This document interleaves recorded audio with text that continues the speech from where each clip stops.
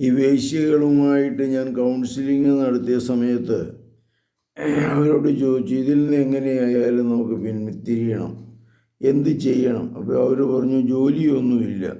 ഞാൻ പറഞ്ഞു, നിനക്ക് എന്ത് ജോലിയാണ് ചെയ്യാൻ സാധിക്കുന്നത്? അപ്പോൾ അവൾ പറഞ്ഞു, അച്ഛൻ എനിക്കൊരു 100 രൂപ തന്നാൽ മതി, ഞാൻ ലോട്ടറി വിറ്റ് ജീവിച്ചോളാം.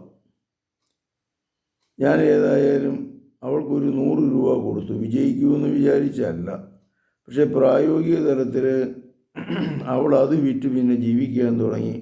പിന്നെ വേശ്യാവൃത്തിക്കൊന്നും പോകാതെയായി. അങ്ങനെ പിന്നെ വേശ്യ സുഹറ ലോട്ടറി സുഹറയായി.